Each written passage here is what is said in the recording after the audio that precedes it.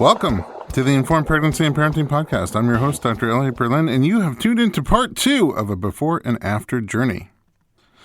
We are back with kindergarten teacher turned occupational therapist Heather, who we last talked to at nearly 39 weeks into her pregnancy, and she had been planning a home birth after cesarean, but found out the baby was breech.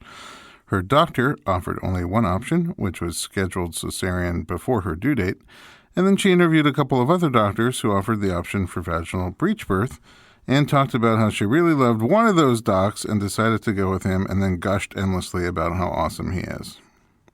Right now in the studio, we have both Heather and Dr. Awesome, who is wearing a cape and also has appeared on several episodes of our podcast previously, including Breech 101, The Gentle Cesarean, and Preterm Labor. Heather and Dr. Emiliana Shavira, welcome back to the podcast. Thank you. Hello.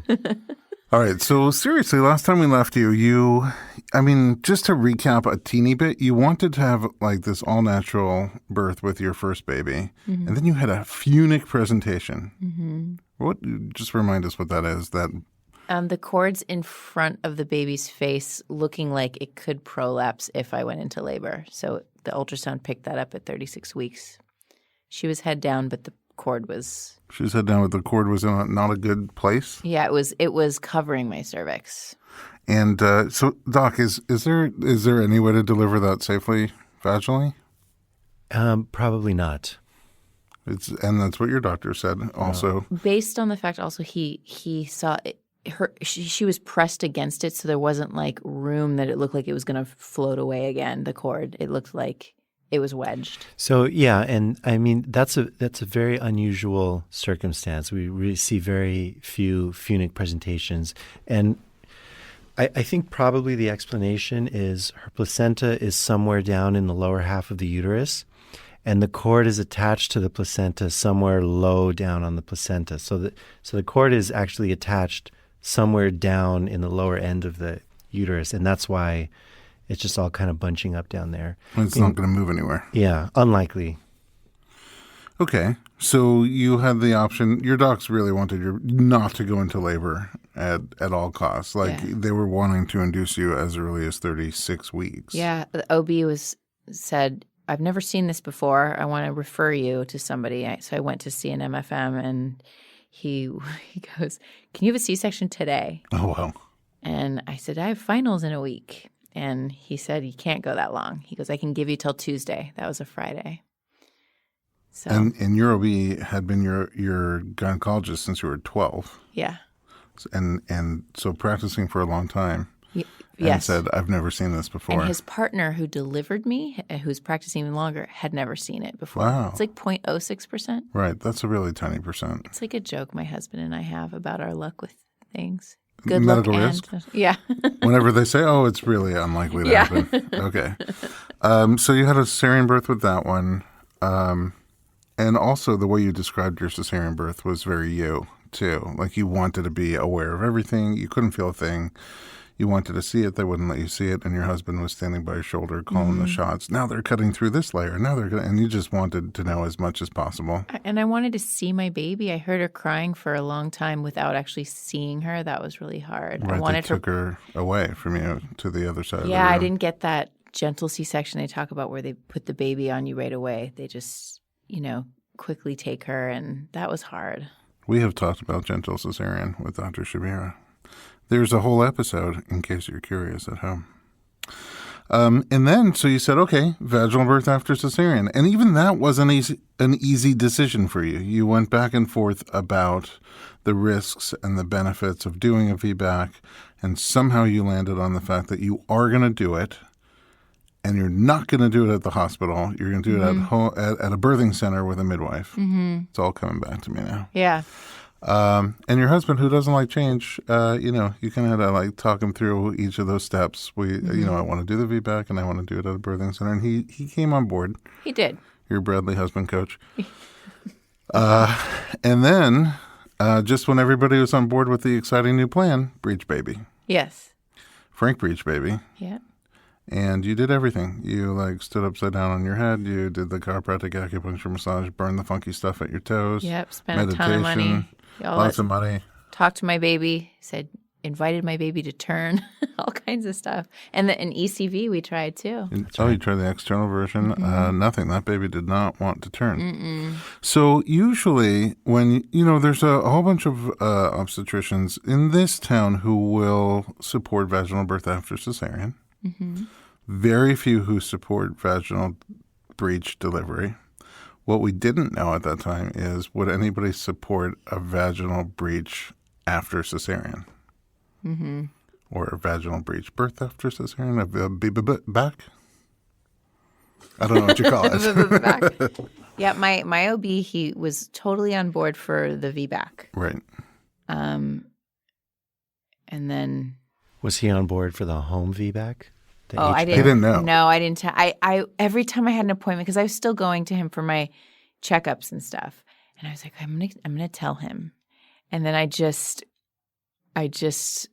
didn't want to see his reaction, so I chickened out on telling him that I wanted to do like a home/birthing center birth. Because you were doing co-care. You were seeing him and a midwife at the same time, but he didn't know about that.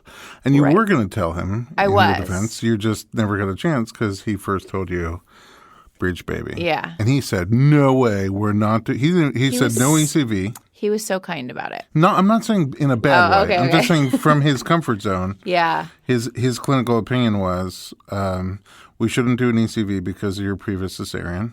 I think so. I don't remember that part. You have to listen to the before episode. I think he did. That's where There's so much that has gone past. Transpired. Yes.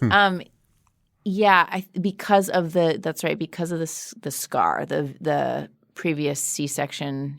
He thought the risk of doing the ECV would be too high for like some sort of uterine rupture, and then he said I had two choices this time. I could either schedule the C-section, right, or wait to go into labor and then have the C-section. Oh, I thought he didn't even want you to do that. No, he did this time. He did it because he said a lot because he knew how badly I wanted the vaginal birth, and he said sometimes women feel some sort of satisfaction if they're able to actually go into labor and feel the contractions before having the C-section. It's funny that you say that because we made a movie about vaginal birth after cesarean called Trial of Labor.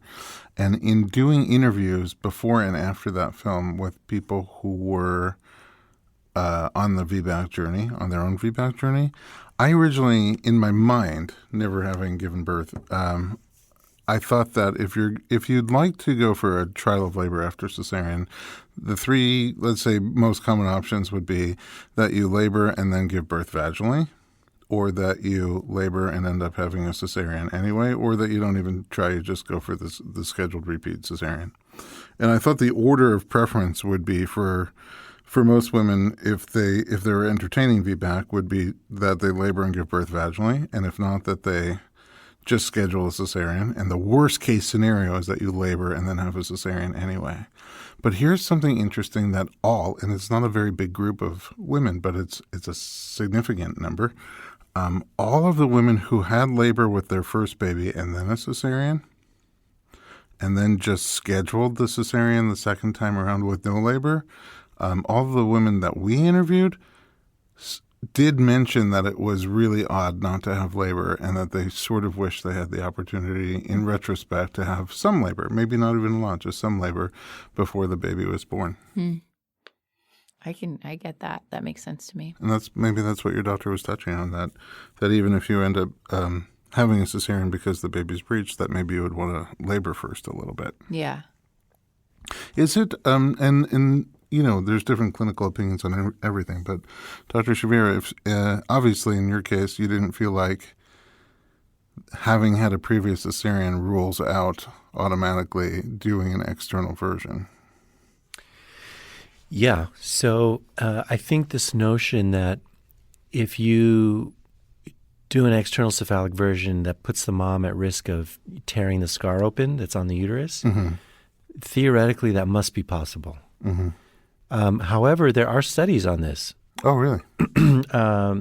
External cephalic version in women with prior C-section. And they're fairly small studies. Let me make up a number, maybe like 100 women, 130 women, something like that. That sounds like a great made-up number. But they did not have any cases of uterine rupture. So that doesn't mean that it's impossible and there's zero risk, but it just means that the risk must be something lowish. Well, less than 1%. Yeah. If there were indeed 100. Yeah. And in the American College of OBGYN guidelines on external cephalic version, they get into that and they sort of say it's an unknown area, but it's not listed as a contraindication. Mm-hmm. So are there contraindications to doing ECV? That's a very interesting question because it's the answer has been under evolution for a long, long time. It used to be that if you would read these guidelines by professional organizations, and that includes ACOG, which is the American one, and including professional organizations from around the world, there always used to be long lists of contraindications. And what has happened in recent years, if you track this, people have started thinking, maybe all these contraindications that we're citing, they're really just theoretical. And what is the evidence out there that these scenarios actually make the external cephalic version more dangerous? And so people have actually systematically looked at all these things and found that there's actually very little scientific evidence proving that these historic contraindications actually increase the risk. And so when you look at the guidelines, you start to see that these long lists are getting shorter and shorter and shorter. One clear contraindication is anything that contraindicates vaginal birth. If you're not going to have a vaginal birth, there's no reason to do an ECV. So, for example, if you have a placenta previa, it wouldn't make any sense at all to do an external cephalic version. I did a C-section on a mom once who had a 12-centimeter fibroid tumor in her cervix. There was no way that baby was going to deliver vaginally. Wouldn't make any sense to do an external cephalic version. What about if she had extreme rib pain from that head tucked underneath her rib cage? I don't think pain would be a contraindication to doing it. Not a contraindication, but let's say she couldn't have a vaginal birth for some other reason, but still wanted to get the head out from under her rib cage. Oh, I see. Then you're doing something that has no data behind it. There's no study of 100 women who had pain under the rib, but otherwise couldn't deliver vaginally. And we tried an ECV. Right. Yeah, maybe we can write that study. I had pain under my ribs. But you could deliver vaginally. Perhaps. We don't know what happened yet. Okay. All right. So your doctor talked, Heather, your previous doctor talked about risk tolerance. And I guess this is where, this kind of falls under that conversation where doctors, I think, sometimes have to make a decision with you, or sometimes they make it for you, based on risk tolerance, partially your risk tolerance, what kind of risks, medical risk you're willing to take for yourself and baby from, on either side of two different choices about a decision you have to make, two or more choices, but also for themselves, for how much liability they want to take on. And I say all the time on here, risk to you, medical risk is not necessarily equal to risk to us. Liability risk, sometimes things are risky for a doctor that are not that risky for a patient. And the doctor doesn't want to do it anyway because he doesn't want to take that risk, or she doesn't. All right. So, but you switched over in the end because, so after deciding to do a vaginal birth after cesarean at home, then finding out that you're breached, then trying everything you could do to get that baby to turn, you decided to still go for a vaginal birth with your breech baby. Yeah. And I tried to convince my OB. I kind of begged him because he's done breech deliveries back in the day. And he really wanted to. He said if he were going to gamble, he said probably 10 out of 10 times everything would be fine. Great. He said, I just can't put you at any sort of risk. And I have a feeling that also meant for him, like you were saying, the liability. He talked about the medical legal community was just not conducive. Yeah, and it's not, for him, it wasn't about the VBAC. It was just about the breech. The breech. Even if it was your first baby. Maybe a combo breech VBAC. He had said if you had delivered vaginally before, he would do the breech delivery. He would have done a breech VBAC if you had... No, but I wouldn't have had a VBAC. Well, if it was your third baby. Oh. Well, here's the other thing he came back and said later, because I did maintain, I spoke on the phone with him several times after. He said, well, do you guys want to have more kids? And I was like, well, I don't know, maybe. He said, well, if I'd known that if you want to have a third kid, then I'd be willing to do your breech delivery because the idea of having 2 C-sections would make it, I guess, more risky for He'd the be third. willing to do your breech VBAC? Mm-hmm. Oh, really? That's interesting. But it was like on the phone after I'd already made my decision and told him my decision. So I don't know if – who knows? He could have said that to me in the office, but he had asked my husband and I in the office if we were going to have other kids, and my husband was like, nope. So he's like, okay, well then we're doing it this way. But yeah, I don't know. It was interesting. So I'm going to take a diversion back to Dr. Shabir. In general, what are the risks of delivering a breech baby vaginally versus just doing a repeat cesarean or a cesarean in general? Yeah, so the risks of a vaginal breech delivery, it basically comes down to there can be injuries to the baby during childbirth in a very small percentage of cases. And those injuries can range from pretty mild things to, in incredibly rare cases, very severe injuries. That don't happen to head-down babies? Actually, the same kind of injuries can happen to head-down babies. It's just that the rate may be a tiny bit higher for a baby that's being born breech compared to a baby that's being born head-down. So, for example, it's been calculated that the risk of baby dying in childbirth, if the baby delivers breech, is about 1 in 500. Versus? And so the alternative would be to do the C-section, and the risk is about 1 in 2,000. Mm-hmm. So it's a significant reduction. I don't know. I think that's sort of subjective. What is significant? 4 out of 2,000 versus 1 out of 2,000. I think it falls on the individual to decide if they think that's a meaningful difference or not. It's a reduction. It's a reduction.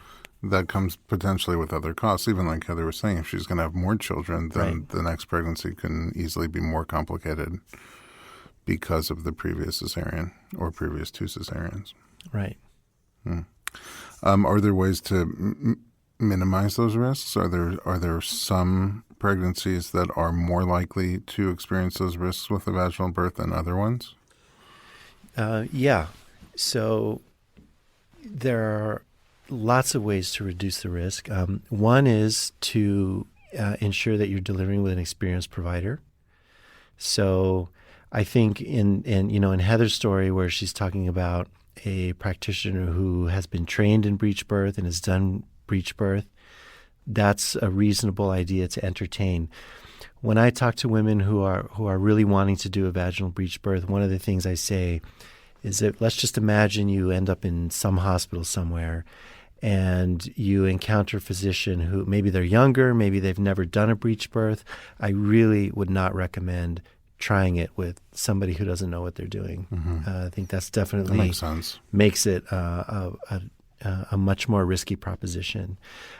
There's one very interesting study that came out of France and Belgium, which is a region where they have continued to routinely offer vaginal breech birth to moms. And this study, what they did was they just recorded outcomes for a period of years, and they collected about 8,000 breech births. About 5,000 of the women opted for C-section. About 3,000 went for the vaginal route. This particular study showed no difference in outcomes between the vaginal babies and the C-section babies. Oh, that's interesting. It is very interesting. And one of the differences between this study and other studies is that they outlined in detail what their protocol was.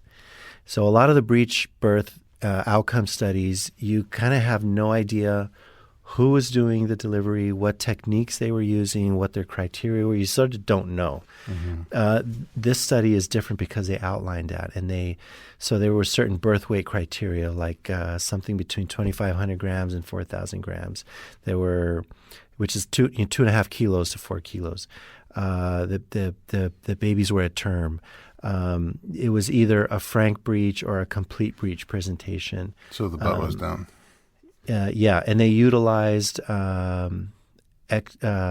continuous fetal monitoring during labor. So, one thought is that if you're evaluating a mother and she sort of meets all those criteria, then you could say, well, this study was called Premota. You sort of meet Premota criteria, and in that study, there was no extra margin of safety from doing a C-section. Interesting. Another thing that I think makes birth safe is that historically the way OB doctors were trained to do these breech births is with mom in what's called lithotomy position. So she's laying on her back, maybe her head's propped up a little bit, but the feet are up in stirrups. What a lot of the breech centers are doing now, particularly in Europe, is mom is on all fours. And so there are, number one, MRI studies where they took moms and they stuck them in an MRI machine in a squatting position. And what they discovered from those studies is actually just being in that position opens the pelvis by 2 centimeters. Wow. Which is a very significant clinical difference. Beyond that, there was a study that came out of the Breech Birth Center in Frankfurt, Germany, where they compared breech births with mom on all fours to breech birth with mom on her back. And it turned out when mom was on all fours, the C-section rate was lower.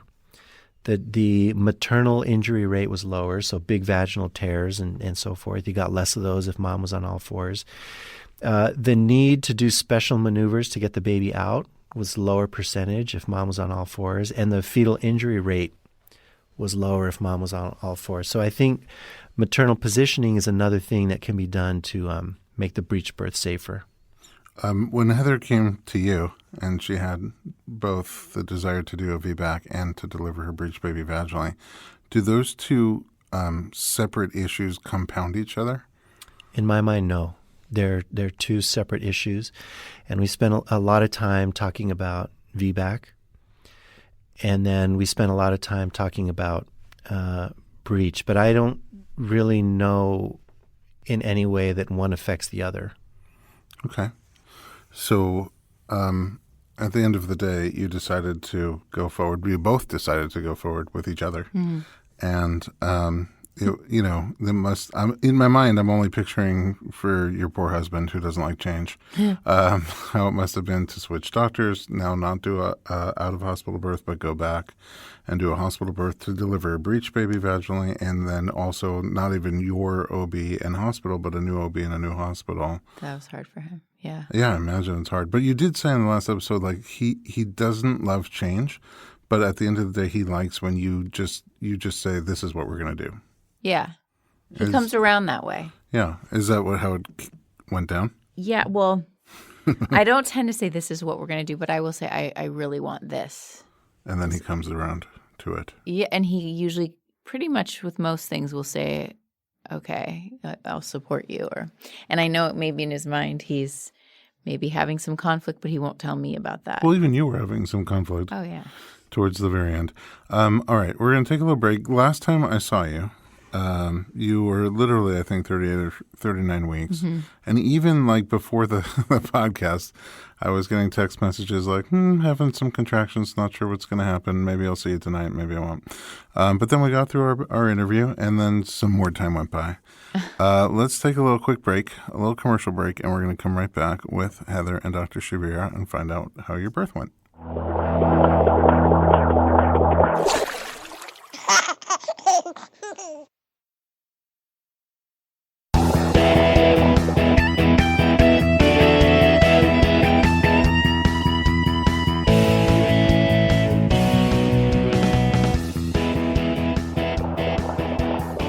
Welcome back to the Informed Pregnancy Podcast. I'm your host, Dr. Elliot Berlin, and we're back with Dr. Emiliano Shavira and Heather, who is taking us on her journey through breech, vaginal birth after cesarean. How often do you say that? Not very often. So what happens next? You didn't go into labor right away. No, I did not. My baby was taking his sweet time. Which is different than your first baby. Yeah. She had a very early cesarean scheduled and popped right out. My water broke 2 days after the doctor said cesarean. Like 37 weeks. Nope, 36 and like 5 days. Yeah. Oh, okay. So this baby went past 40. Oh yeah. Yeah, he did. Which is another thing. Sometimes OBs they have a 40, just in general, 40-week cutoff. Oh, baby's not out. We have to induce or cesarean. Yeah. How far past 40 did you go? I went to exactly 42. 42 to weeks? the day. Okay. Is there a reason why doctors don't like to go past 40 weeks? Is 40 weeks the end date, the cutoff, the use by date? There's a reason and there's a rationale, but I think the absolutism and the sort of like fervor and anxiety over it is a little bit unwarranted.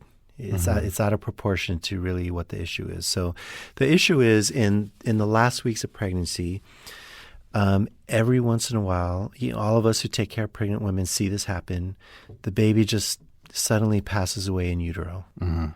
So, in the life of a woman, in the life of a family, this is like one of the most horrific things that can possibly happen. And fortunately, it's a very, very small number.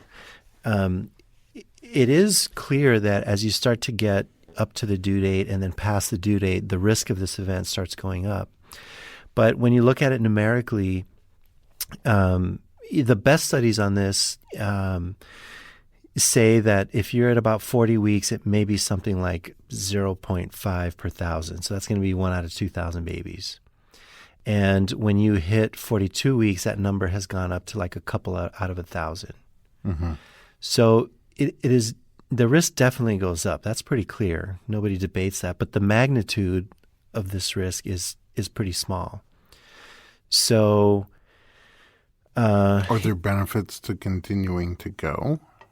It's really depends on the perspective of the mother and how much she values the notion of having spontaneous natural labor. Mm-hmm. Because the other alternative is to induce. Well, actually, in the case of Heather, we didn't have the option to induce because the hospital where I work has a policy actually that forbids inducing labor in breech babies. Mm-hmm.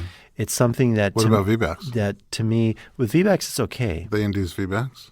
Well, they do not, but they don't have a policy against it. Okay, but not for breech. But for breech, there's a specific policy that prohibits it. So, if we were not going to continue waiting for spontaneous labor, the only other option really was to do a C-section. Mm-hmm. Is there extra monitoring that happens after 40 weeks? Are there signs that the baby's doing well or not doing well? The standard thing is what's called antepartum testing. And the most common test that's done is an NST or non-stress test. And you start with an ultrasound. You check the amniotic fluid that's around the baby. If the amniotic fluid is normal, that's presumably a positive indicator of fetal well-being. And then you connect the heart rate monitor to the baby and you listen to the heart rate and you sort of look at the pattern, whether the baby looks very active and has a normal heart rate and not having decelerations, which are events where the heart rate slows down briefly for a few moments.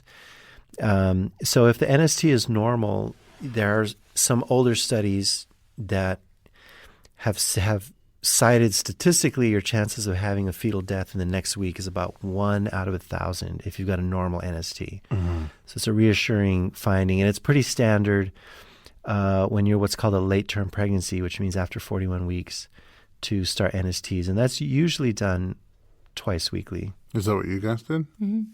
NSTs twice a week, and then look good because you went to 42 weeks.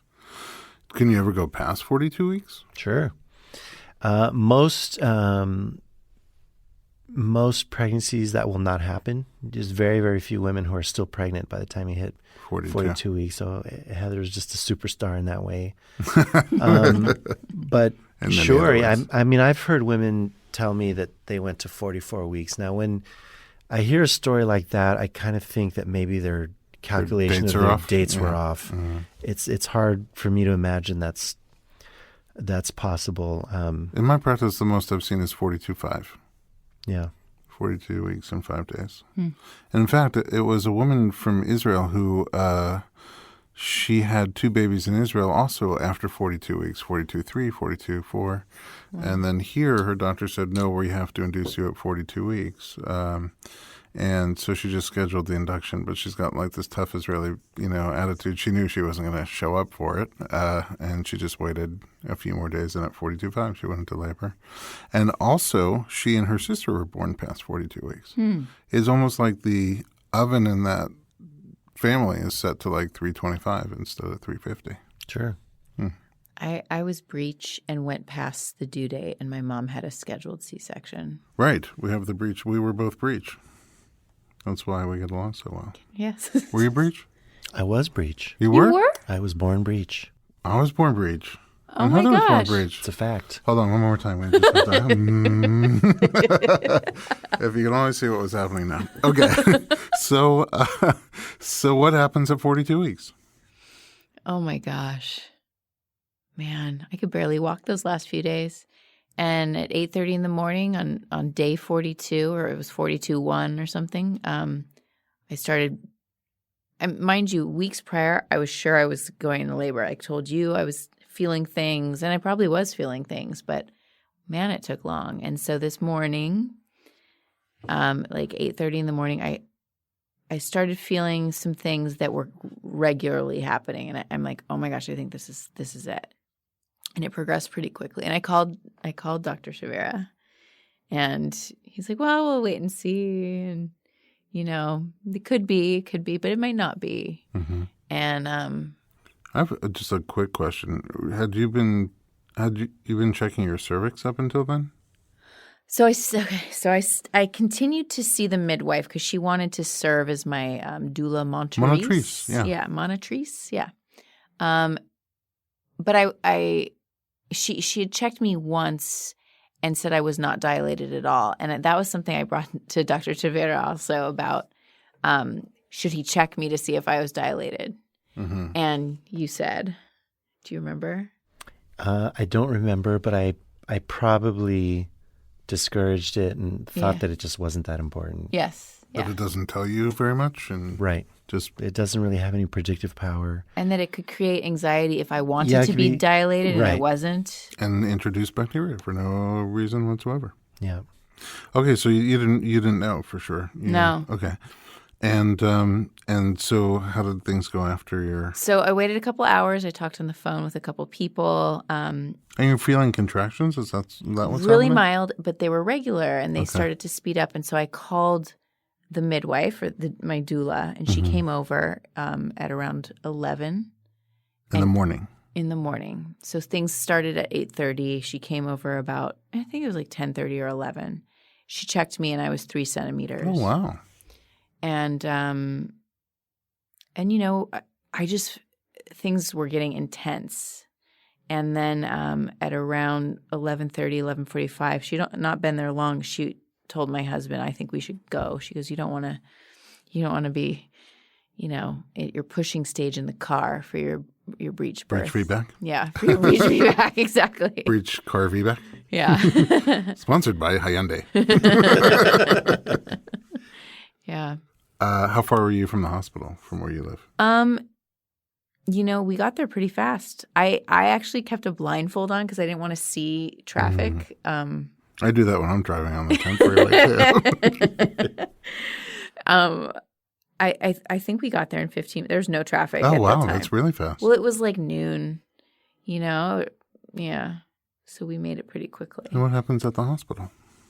They put me in a wheelchair, wheeled me up to the room, and again, I kept this blindfold on a long time. Still in the wheelchair? My whole thing was see no evil? Well, I didn't want to feel any stress. I wanted to totally relax and open and not clench up because I'd watched a little of Ina May Gaskin, who she talks about breech birth, and she talks about that all fours position and opening the pelvis and that anxiety, which sometimes can get women feel in a hospital setting. Why there may be on the farm, the Ina May Gaskin farm, their C-section having to transfer care to have a C-section was so much lower than if you're actually laboring in a hospital. Mm-hmm. And she's inclined to believe, and I kind of agree, that stress makes everything tense up. Oh, sure. I mean, we know that for a fact. It's the fight or flight response. It has a very predictable series of responses from your body to stress. So she talked about the pupils, something about like just first of all seeing the hospital and the fluorescent lights and stuff, but something about keeping the pupils open, just keeping everything open. I thought it was kind of interesting, but it was something that they suggested in hypnobirthing too. Oh, so you mean the darkness from the blindfold would keep your pupils dilated? Yeah. And maybe your cervix would dilate too. Maybe. You should put the blindfold on your cervix. I tried. Hey, new Shark Tank product. Now with Pam nonstick birthing spray.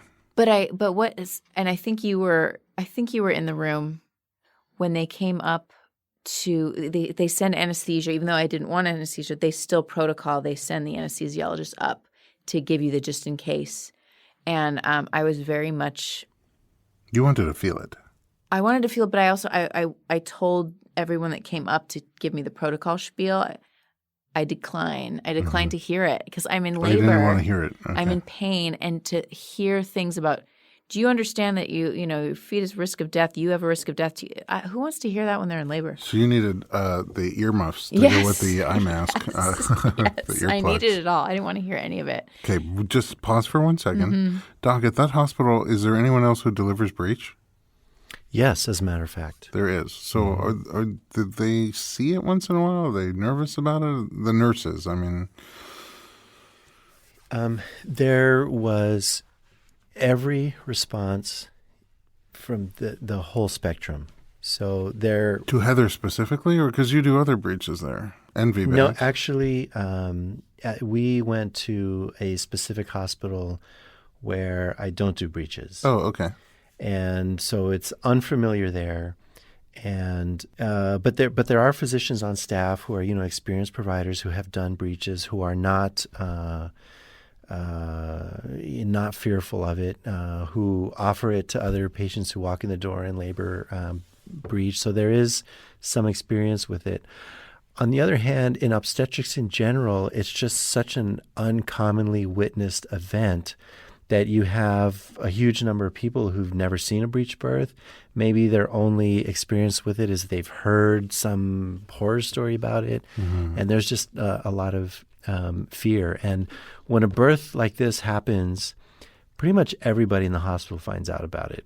Okay. And everybody brings their own feeling about it and their own reaction to it. And so you get a little bit of everything from all angles. So the nurses not very familiar with it?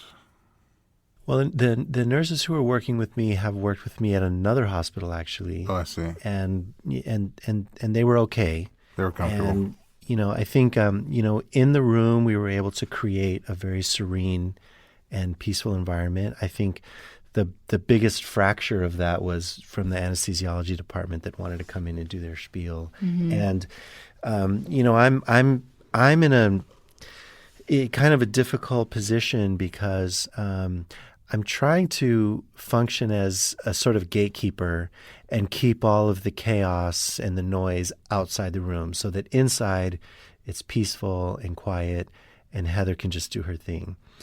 And so there's a lot of things that I'm trying to block. But at the same time, I need to interact with everybody and kind of keep them calm and address their concerns and try to put out fires and appease people. So I have to do this little dance of, trying to let the hospital do its thing to enough of a degree where they can be okay, but not make it so completely intrusive for Heather. So, I let the anesthesiologist come through.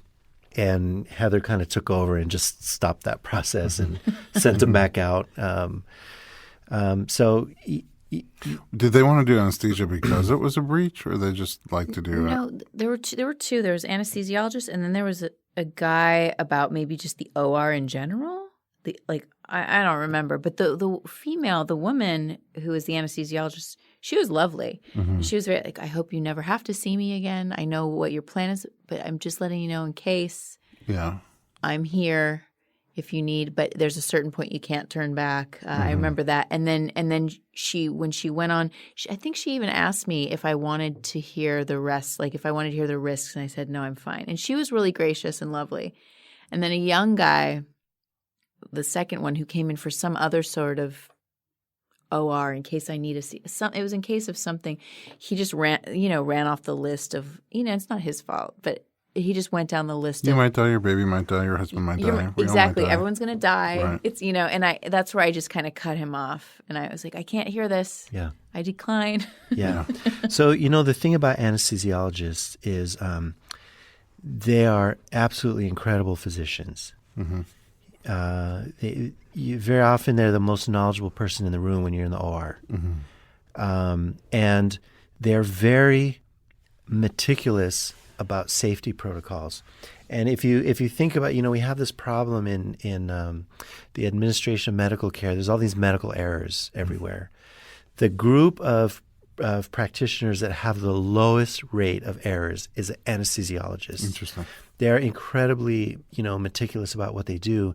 And so part of it is thinking ahead, preparing for emergencies, taking steps in advance. If there's somebody on the labor and delivery floor that, may potentially need to go to the OR, they want to know in advance, is there some kind of medical or surgical history that I need to be aware of? Is this patient's airway normal that if I need to intubate, I'm going to have problems? Or is there something abnormal about her jaw that I'm going to need special equipment? And they want to put all those plans in place. So that it's very hard to argue against that. Yeah, there's a practical benefit to it. Right.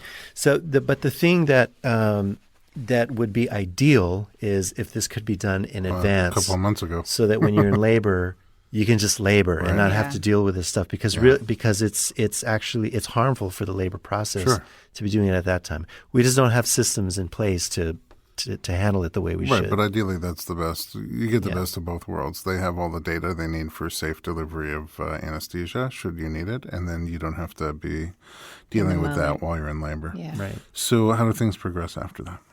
I just remember it hurt real bad. It was a hard labor. Yeah. I mean, oh my gosh. Wow. And fast. It just felt like how could it get more intense? But the nurse was lovely. I really liked my nurse. It just progressed quickly. I wanted to sit in the dark bathroom. I wanted to sit in the bottom of the shower. No one wanted me to go in the shower, but I wanted to go in the shower, and then I was able to do that. But I couldn't. With water or without water? With water. I just wanted to have the lights out and have water pour on me and, and be left alone like a cat. Mm-hmm. But, people worry. And so I got a little shower time, but I got the doula. It was your baby shower. Because I didn't have one. So that was my baby shower. That was your quick baby shower. Yeah, but I just remember it happened fast. And I remember, interestingly, I was committed to doing this all fours position, but that's the position I had to be in. I was most comfortable laboring in during every contraction. I couldn't turn over. I just couldn't. It hurt so bad. Where were you feeling the pain? Oh, my uterus. It was the cramping, the contractions. I always wanted to know what it was like. And then there was a moment where Dr. Shavira came in. He was sitting on the side. And I was like, okay, the next time this happens, I'm going to ask for an epidural. But then it would pass. And I'm like, okay, I'm not going to say it out loud. I'm not going to say it. But I started calling out Dr. Shavira's name. Dr. Shavira, are you back there? Are you back there? Is it okay? How much longer? I can't tell you that. And you were there. Yeah. Yeah. Are you being monitored at that point? I had I think I had on and off monitoring. What's it? Intermittent. Intermittent monitoring. Yeah, we were doing intermittent monitoring. And as we got closer to the birth, she just had the monitor strapped on and I think just kind of lost track of it. So we're monitoring continuously sort of that last stretch. I remember you telling me my baby's heart rate stayed amazing the whole time. Yeah, there was no concerns. What do you do? Is there anything you need to do to prepare for the baby's arrival at the end? Who are you asking? You, medically. Is there anything I need to do? Yeah, what are you doing during that time? I mean, she's progressing in her her labor is getting stronger, more intense, and more productive, it sounds like. But you both said it was a hard labor. Like, how do you define that? Is it because it was so fast, or is it? Pain-wise. No, just she seemed like she was being pushed to her limit, but you see that in a lot of labors, and I've had this experience so many times where like the mom thinks she just cannot handle another minute, and right when you get to that point, you sort of move to the next phase, and you're making progress, and things change, and so I think that's kind of a common experience. It's interesting. But it's just a subjective thing. Some people just look like they're just having a harder labor, and this just seemed like a hard labor to me. Britta Bushnell was on our podcast on the episode called Mythologies, Metaphors, and Childbirth, and one thing she describes childbirth like is whitewater rafting, where sometimes even just 10 minutes into a 5-hour rafting trip, there's incredible rapids that are so intense, and it's scary, and you're working hard, and your heart is beating really quickly, and you're like, wow, this is only 10 minutes into it. When I'm an hour into it, I'm not going to be able to take it anymore. But 15 minutes after that, it could be the most relaxed and peaceful, placid part of the river, and then it could get more intense or less intense later. And I think it's accurate. Labor is sometimes like that. It feels so intense, like you can't take it. If you're at 4 centimeters and it's this intense, how are you ever going to take 8? But 8 could actually be kind of amazing and more relaxed. Maybe it wasn't, but it could be. It was intense, but there were those thoughts of how am I going to – I need to know how many more times I have to have these contractions. I have to know because if I have a number that I could reach like a goal, but not knowing and feeling this intensity, yeah, it was crazy. But you never can. Nobody can ever tell you how much longer. No, of course not. So it's not, it's not logical in the moment. It's just grasping for something. And being tired too, I was exhausted. And I hear of these people who have these 42-hour labors or these 36-hour labors. Mine was 12. And well, but you also already had a kid, a toddler. Mm-hmm. I don't know how well you were sleeping in those last 2 weeks, week 41 and week 42. Well, I remember I called you. I could barely walk. I remember that. That pelvic pressure was so intense, so intense. The day before I went into labor, I was walking on my knees at night because I couldn't stand. It was intense. How do you know when you're getting close? Did you know on your own? Every day I thought, I meant in labor. Oh, in labor? Yeah. Getting close to that, needing to push, you mean? Yeah. I guess I didn't know that either because it was suggested to me by the doula and the nurse to start pushing. Try pushing. And I didn't feel like I was quite ready. So how did it finally happen? What was interesting, I had read about this. I had like this weird – it happened like 3 times of boom, boom, boom where like it felt like my uterus was pushing the baby out and I wasn't pushing. Ooh, people talk about that. Yeah. Like your body is pushing the baby out. Yeah, and it only happened once. And I feel like if I hadn't I wonder if there wasn't the pressure to forcefully push, if I would have experienced more of those. It was very, very weird and not as painful as pushing. It was very weird. It like jolted me. Interesting. Very cool. So first you tried to push and it didn't feel right, but then you kind of felt your body pushing on its own? My body did that once, and then the pushing, and with Dr. Severus, like he kind of coached me a little on the kind of breath he was looking for. Mm-hmm. I was able to connect because before when it was suggested to push, I was trying to push and it felt almost more painful. Like it was going against it. Just I can't explain it. It was like it didn't feel right to you. Something wasn't right. Yeah, something wasn't right. And then so the second time it did feel like things were more. I felt like the pushing I was doing, I could feel like, oh, this is what it's supposed to feel like, because it felt like maybe I was moving my baby down. Whereas before I was pushing and it felt like I was moving the baby back up. It was. It sort of sounds like you're saying at first you were pushing, you just felt resistance, like it wasn't going to go, but then now you're pushing and you feel it's productive. Yeah, and there's something about just I felt like I was using the correct muscles and method, whereas before I felt like I was, coming up against something. It was not feeling right. How long did you push for?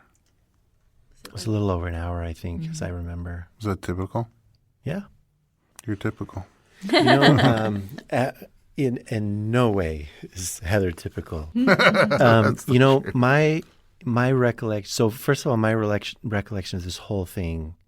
This is just such a beautiful memory for me. Going through this journey with Heather, and the childbirth was very similar to the breech journey, the last weeks of pregnancy, in the sense that I think maybe a lot of times women will go through their journey and not necessarily share with me explicitly what their concerns are and sort of the mental and emotional process they have to go through. But Heather was very open with me every step along the way about all these things. So we had multiple long conversations every step of the way about a lot of things. You know, we talked about VBAC. We talked about breech. We came back to that topic many, many times. We talked about the choice of hospital. We talked about your age and how that impacted things. That was a long conversation. And then as we started passing the due date, we started talking about what does this mean? What is, the fact that we're passing the due date? And so all of her, her concerns and her questions, I really felt like I kind of went through this whole thing with her, and I knew exactly what she was thinking. I knew exactly what she was worried about. I knew exactly what her concerns were. And I could also see her, as I'm giving her more and more information, it's kind of starting to all gel, where she's like, okay, I got it. I understand. And it was almost like she had to understand all of this as well as I do. And then, she got to that point, and then the birth itself was kind of like that. Like I remember, you started to struggle, and then she calls my name. And so we start, talking verbally back and forth. And it was almost, I know she wanted to know how long was remaining, and I couldn't really answer that question. But what I could tell her was all of the signs of progress that she was showing me, and that she was doing magnificently, and that everything she was doing was perfect. So I just kind of kept sending that back to her, like, just keep going. What you're doing is working. I see the baby coming.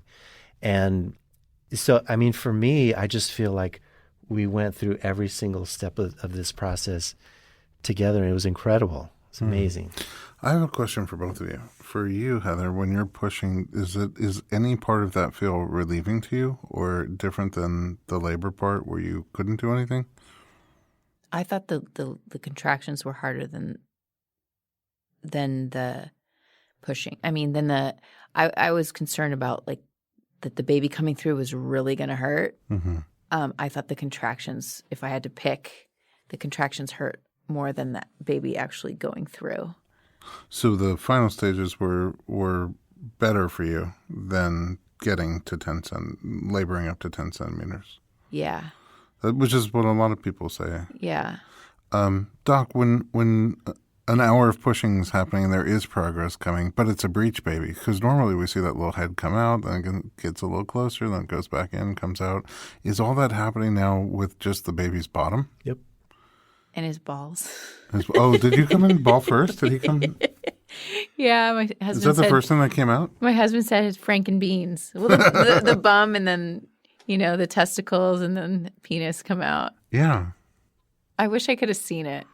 I have another patient like that. I could probably get the footage for you, because that's how hers came out also. Yeah. That's her doula. So, and then what comes out? So do the legs are kind of folded up. You were Frank breech at the end, right? So the legs are folded up towards the head. Right. Do they come out on their own? About 70% of the time they do. So your task when you're attending a breech birth is to watch very carefully and see that the baby is doing everything that he or she needs to do to pass through the birth canal. And they follow a very specific order of steps, and you can watch that. So first, they drop one little butt cheek down into the into mom's pelvis. So you'll actually see one butt cheek come out first, and it's the anterior one. And the babies are usually facing sideways. So the baby's back is going to be on one side of the mom and the legs are going to be on the other side. Then everything starts descending and coming out, and you're just seeing the baby's body and legs, but the legs are pressed up against the belly and the chest, if you can picture that. Mm-hmm. And so as this is happening, the baby starts to rotate so that, well, in England they say tum to bum. So the baby's belly is turning in the direction of mom's butt. Oh, I see. So the legs, which were initially facing sideways, start rotating toward mom's back. Now, since you're standing behind mom, they're turning towards your face. So now you're looking straight at baby's legs. Are you on your back? She's on her hands and knees, Oh, and hands I'm and standing knees. behind her. Gotcha. So you see the legs descend, and basically the baby's body and legs and everything drops down till really only the feet are left inside the vagina, and then the knees kind of fold and the legs come out. So baby really delivers his own legs. I have not touched the baby yet. Oh, wow. The next thing that happens, the baby will do a little tummy crunch. So you'll see the legs lift up into midair, and what the baby's doing, you know those crunch machines in the gym where you kind of like you hold these bars by the head and you have these bars on your ankles and you have to do a little crunch. So the baby really does that, and what it's doing is it's pulling its arms down and it's pulling its head down. So you look its for arms and hands are still inside, right?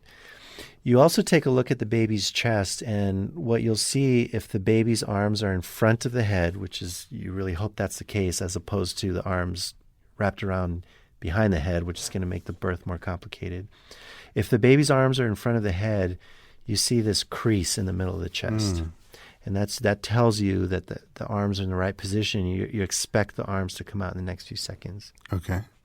So you'll see the tummy crunch, and then usually a few seconds later, you'll just see an elbow come out, and the baby pulls its arm out, and then it pulls its other arm out, and it does this all itself. So once the arms are out, the next sign you're looking for is the head needs to flex, so meaning the baby pulls its chin down to its own chest, and that pulls the head through the birth canal. And you can actually see this by looking at mom's body. The face is actually right behind the mom's rectum. Mm-hmm. And so you'll see it actually bulge out towards you. So if the rectum is kind of receded and mom's butt cheeks are touching each other, you know the head has not flexed and it's not inside the pelvis. And that's a problem that you're going to need to deal with. Mm-hmm. But if you've seen mom's glutea separating and the rectum is coming forward, then you know the head's moving, that the head is flexed. Wow. So these are all the signs that you're watching for. And if the baby's following all these steps, you literally do nothing. You just sit there and you watch and you allow the birth to happen. And at a certain point in time, if something is not right, the baby's not in the right position, the baby's not rotating the right way, the baby's not doing the things it's supposed to do, then you step in and you basically recreate the natural movements that it's supposed to do. So you help the baby along. Mm-hmm. But in Heather's case, they were working together and they really did everything until at the very last minute. I helped with some of the head flexion, but it was fairly minimal. Mm-hmm. And then baby was out. Baby was out. And you got, I assume, immediate contact. Mm-hmm. Unlike last time. Yeah. How'd you feel right after your baby came out? Oh, I first remember pushing the head, and I was like, okay, Heather, just go dark. You're not going to tense up. Push that head out, because there's, that's what I wanted to make sure came out safely. And then once I heard he was out, I remember crawling as fast as I could to flip over so I could hold him. And, I got to hold him, and he was so little, and it was really good to hold him. Yeah, it was really good. Just briefly, how would you compare the two experiences? Because with your first one, you said you were very present. Mm-hmm. So in hindsight, this is almost 5 months later. Going the whole labor itself, or not labor, the C-section, the labor, those were both hard. They were both hard in different ways. The end result, so in the first C-section, I did not get to hold her immediately. I heard her crying for, it felt like forever, but it was probably around 20 minutes, which is forever. Sure. And getting to hold my son immediately, that's probably the most important part of my whole experience, actually. When I look back, I mean, the vaginal birth was so important, doing it natural, and that is still, I'm proud that I did it, but the end result is what's most important. That immediate bonding. And I did immediately bond with my daughter once she was on me. There was no interruption of that, but I just remember it was agonizing not holding her right away. I don't think any mom should have to go through that if it's not necessary. And did your little guy have hip dysplasia? No. Right. Because your daughter did. No, not hip dysplasia. They both have torticollis. Oh, she didn't have hip dysplasia? No. Okay, she had She was torticollis. head down and he was head up, and both have the exact same spot torticollis. Oh, interesting. Yeah. They must be eating tacos in the uterus. They got taco neck. Any final thoughts from either of you guys? I mean, I'm just very grateful that, that I got to do something that, I'm telling you, everyone except Dr. Shavera, except for you, Dr. Bullen, everyone would grimace, would say that's dangerous. Even the VBAC part, I had a nurse come in and say at the other hospital, I had a nurse come in after you had left, and she said, how far apart are your two children? And when I said they'll be 18 months, apart, and she said that's really dangerous, doing the vaginal birth.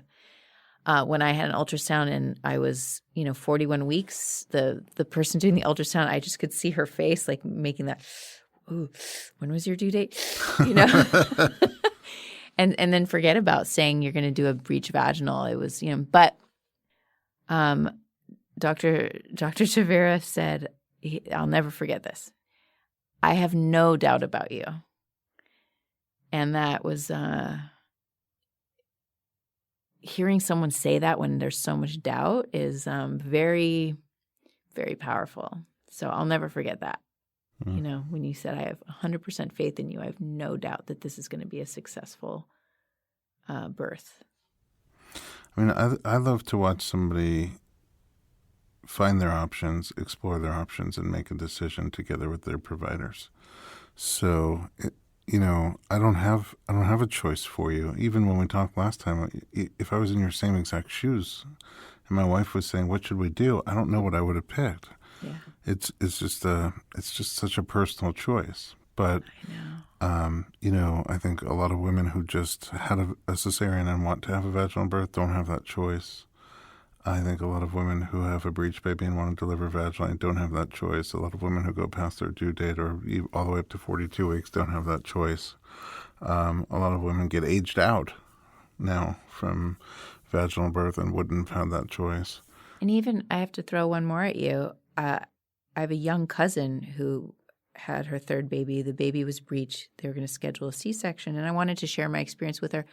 And she had no desire at all. She said, "No, that's dangerous. Why would I do that?" And to her, finding out more was not important. So for her, it was fine to do the C-section, and she had no interest in. I think that's okay too. Yeah. It's just everybody gets to have their choice. Yeah. My ultimate goal with informed pregnancy is that you get to have the information and you get to make a choice on any of those things that we just talked about, those scenarios. There's always the choice to have the cesarean birth. That's never taken away from people. Yeah. It's just the choice to have the vaginal birth is somehow becoming less and less available to more and more categories of people. So I'm also grateful to Dr. Shavera that when patients like Heather come through the office, even with much fewer factors going on, just to be able to say, hey, if you want the option, Dr. Shavera, you should just talk to him and do a little consult. And they always feel better afterwards. I get emails almost at least once a week from someone who says, I think we got one today. I don't know if you got it too. I think you were copied on it too, where she said we had our abdominal birth and she had talk to you about potentially doing the breech vaginally, but then she listened to the gentle cesarean episode, and they incorporated all those principles, and she had a really great cesarean birth experience. So it's just about the choice. It's just about the choice. And so I'm really grateful that we have you as a resource and that you're not about to retire like some of the other resources who we have. So there's hope for the future. Do you have any final thoughts? Yeah, I just feel really blessed that that Heather sought me out and that she chose me, and that we had the opportunity to do this together. A lot of modern obstetrics is about identifying the remote risk of something that may happen, and then running away in the opposite direction, to avoid that risk. And what you lose in that type of approach is the opportunity to achieve something amazing. And I think that's what Heather did. And to have been for me, this was easy. All I had to do was talk. Heather was the one that really had to go through all of this, and I kind of felt like just to be able to accompany her through that, for me, it was just really an incredible experience to watch her grow into this decision to where she knew exactly what she was going to do. And to me, it was just amazing, and I'm so thankful I got to be a part of it. And thank you to you, Dr. Berlin, for referring. Yeah, my part was even easier. I didn't even have to talk. Well, you both inspire me. Thanks so much for being here. At home, thanks for listening. If you have thoughts or comments, share them with us. You can write to info@informedpregnancy.com, or your own experiences. We'd love to hear about them. You can also visit us to find more information about pregnancy, childbirth, and early parenting at informedpregnancy.com.